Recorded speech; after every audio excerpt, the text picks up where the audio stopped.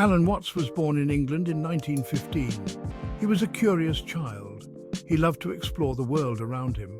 From a young age, Watts showed a keen interest in understanding the big questions of life. He was drawn to philosophy and religion. Watts read widely and thought deeply about the nature of reality and the human experience. He was particularly fascinated by Eastern philosophy. He found its approach to life refreshing and insightful. Watts was drawn to the idea of interconnectedness. He was also intrigued by the concept of living in harmony with nature. Watts's early explorations into Eastern thought would shape his life's work. He would become a bridge between East and West. Watts dedicated his life to sharing the wisdom of Eastern traditions with a Western audience. As a teenager, Alan Watts immersed himself in Eastern thought. He studied Buddhism, Hinduism, and Taoism. He was captivated by their ancient wisdom. These traditions offered a different way of seeing the world. Watts was drawn to their emphasis on mindfulness, compassion, and living in the present moment. He found a deep resonance with Zen Buddhism. He appreciated its emphasis on direct experience over dogma. Zen's focus on meditation and mindfulness appealed to Watts's desire for practical wisdom. He saw Zen as a way of life, not just a set of beliefs. Watts's understanding of Eastern philosophy deepened over time. He began to see connections between Eastern and Western thought. He realized that despite their differences, both traditions shared a common goal. They sought to understand the nature of reality and the human condition. Alan Watts moved to America in the late 1930s. He wanted to share his passion for Eastern philosophy. He began lecturing and writing about Eastern thought. Watts had a gift for explaining complex ideas in a clear and engaging way. He connected with a Western audience hungry for new perspectives. People were drawn to Watts's charisma and his ability to make ancient wisdom relevant to modern life. He became a leading voice in the growing interest in Eastern spirituality. Watts's books, lectures, and radio talks introduced a generation to Zen Buddhism, Taoism, and other Eastern traditions. He helped to demystify these philosophies. Watts made them accessible to a wider audience. He emphasized the practical applications of Eastern thought for everyday life. One of Alan Watts's key teachings was the illusion of the ego. He often spoke about how our perception of being a separate, isolated individual is a fundamental misunderstanding of our true nature. This idea was central to his philosophy and teachings. He argued that our sense of self as separate and independent is a construct. This construct is built from our thoughts, experiences, and societal conditioning. We're taught from a young age to see ourselves as distinct from others, which reinforces this illusion. It is not the true nature of reality. In reality, everything is interconnected. Just as a river flows seamlessly through the landscape, so too does the essence of life flow through all beings. This interconnectedness is the true nature of existence.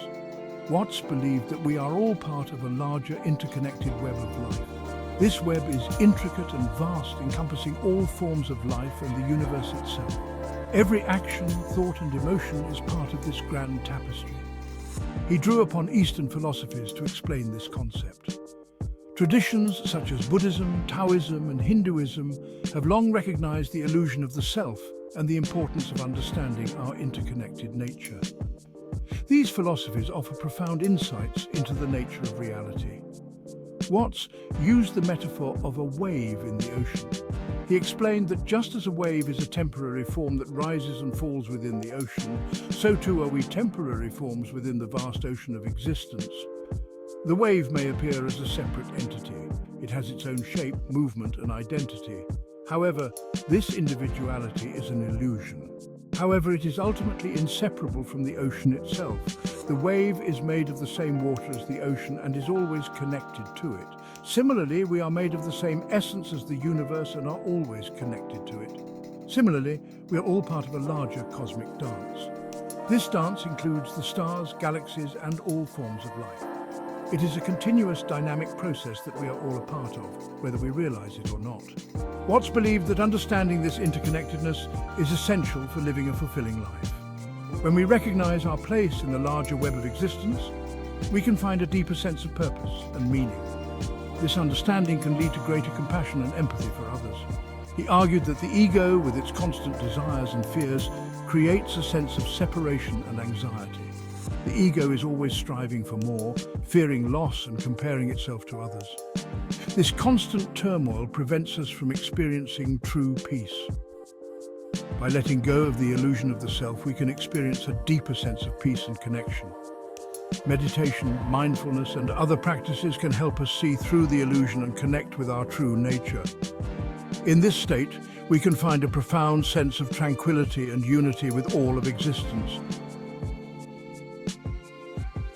Alan Watts was a proponent of the Taoist concept of Wu Wei. This ancient Chinese philosophy has been a cornerstone of Taoist thought for centuries, and Watts brought it to the Western world with his unique perspective and eloquent teachings. Wu Wei translates to non-doing or effortless action. It is a principle that encourages us to move through life with a sense of ease and naturalness, rather than forcing or struggling against the current. It refers to the art of aligning oneself with the natural flow of life. Imagine walking through a forest, feeling the gentle breeze and hearing the rustle of leaves. This is the essence of Wu Wei, being in harmony with the world around you. Watts believed that we often create unnecessary struggle in our lives by resisting the present moment. In our fast-paced modern world, we are constantly bombarded with stress and distractions, pulling us away from the simplicity of just being. He taught that by letting go of our need for control and embracing Wu Wei, we can find a sense of ease and effortlessness. This doesn't mean we become passive or inactive, but rather that we act with a sense of flow and intuition. Watts used the metaphor of a river flowing effortlessly towards the ocean. Just as the river doesn't struggle to find its way, we too can navigate life with grace when we trust in the natural order of things. When we align ourselves with the natural order of things, life unfolds naturally and effortlessly. This alignment allows us to experience a deeper connection with the world and a more profound sense of peace. Wu Wei is not about passivity or inaction. It is about taking deliberate, mindful actions that are in sync with the present moment.